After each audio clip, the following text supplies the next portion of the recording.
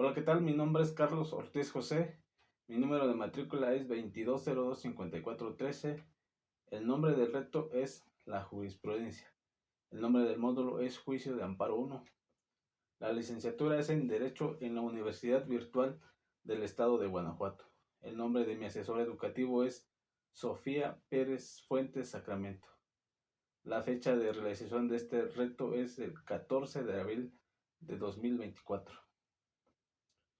Para el desarrollo de este reto se me pide analizar 3 jurisprudencias para posteriormente contestar 5 preguntas. Una vez ya hecho mi análisis correspondiente, ahora procedo a contestar cada una de las preguntas. Respecto al caso número 1, señala qué método de integración se utilizó para la creación de dicha jurisprudencia.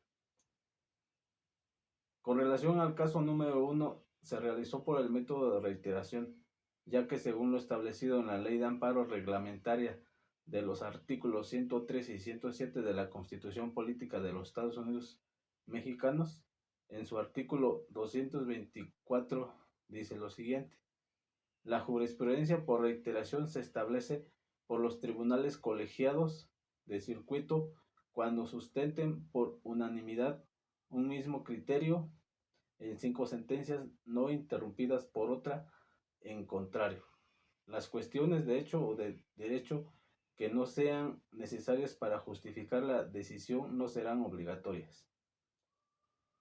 Pregunta número 2. Respecto al caso número 2, identifica cuáles son los razonamientos para que la jurisprudencia 1A diagonal J 93 diagonal 2003 10A fuera sustituida por la jurisprudencia 1A diagonal J 78 diagonal 2018, emitida por la primera sala de la Suprema Corte de Justicia de la Nación.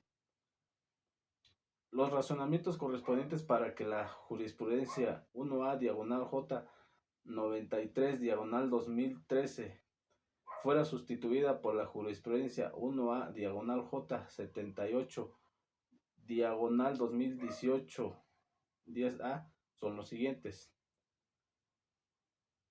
Ahora bien, de una nueva reflexión, esta primera sala estima necesario interrumpir ese criterio jurisprudencial porque la regulación de la citación a esa audiencia en las legislaciones locales mencionadas es semejante a la prevista en el artículo 141 del Código Nacional de Procedimientos Penales para la citación a la audiencia inicial y de la lectura sistemática de las fracciones 1 y 2 del artículo mencionado.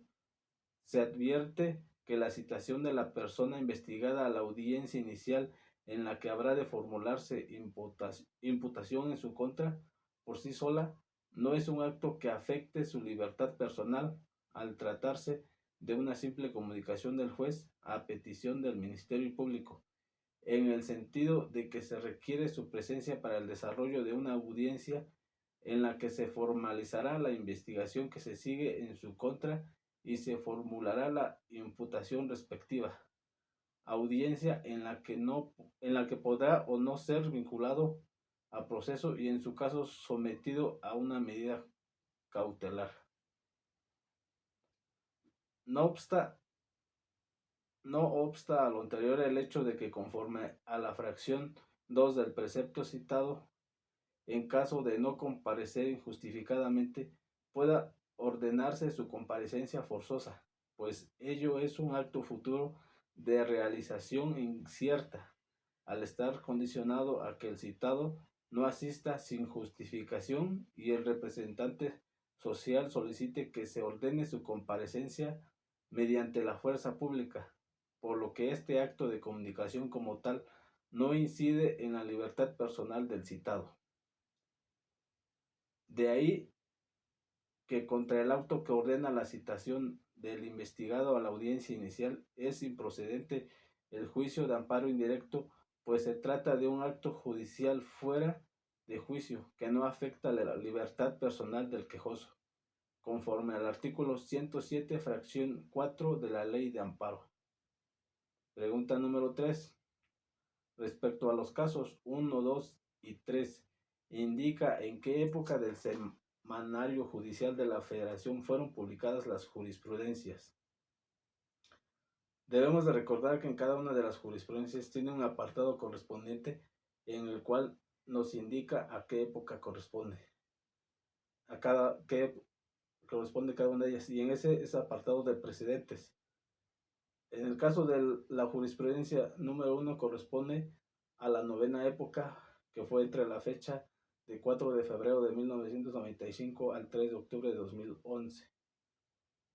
Para el caso número 2 corresponde a la décima época, con fecha de 4 de octubre del 2011 al 30 de abril del 2021. Y para el caso número 3, de igual forma corresponde a la novena época, que tiene la misma fecha del caso número 1, de 4 de febrero de 1995 al 3 de octubre de 2011. Pregunta número 4.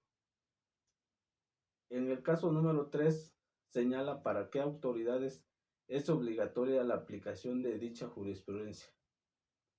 De acuerdo al artículo 217, párrafo 1 de la Ley de Amparo Reglamentaria de los artículos 103 y 107 de la Constitución Política de los Estados Unidos Mexicanos, que prevé lo siguiente: la jurisprudencia que establezca la Suprema Corte de Justicia de la Nación será obligatoria para todas las autoridades jurisdiccionales de la Federación y de las entidades federativas, con excepción de la propia Suprema Corte.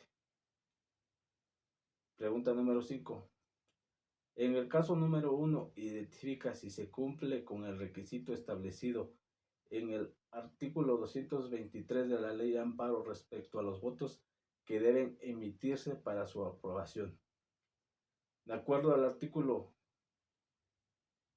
223 de la Ley de Amparo Reglamentaria de los artículos 103 y 107 de la Constitución Política de los Estados Unidos Mexicanos, que a la letra dice lo siguiente: las razones que justifiquen las decisiones contenidas en las sentencias que dicten las salas de la Suprema Corte de Justicia de la Nación constituyen precedentes obligatorios para todas las autoridades jurisdiccionales de la Federación y de las entidades federativas, cuando sean tomadas por mayoría de 4 votos.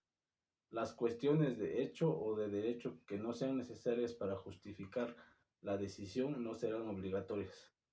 Dando respuesta a la pregunta, se puede entender que se cumple con lo establecido. Ya por último, pues mi conclusión es que es verdaderamente importante conocer la función de las jurisprudencias, asimismo también para emitir alguna interpretación sobre alguna falta de alguna autoridad o de alguna ley o código que transgreda los derechos humanos de las personas. Es por ello que la labor del abogado es importante conocer, para que en la aplicación del derecho y de la justicia mexicana se tenga en cuenta esta valiosa herramienta de defensa para los ciudadanos. Asimismo, debemos recordar que la Suprema Corte de Justicia de la Nación es el organismo encargado de emitir toda clase de jurisprudencias en todas las materias correspondientes al derecho. Por mi parte sería todo. Gracias. Hasta luego.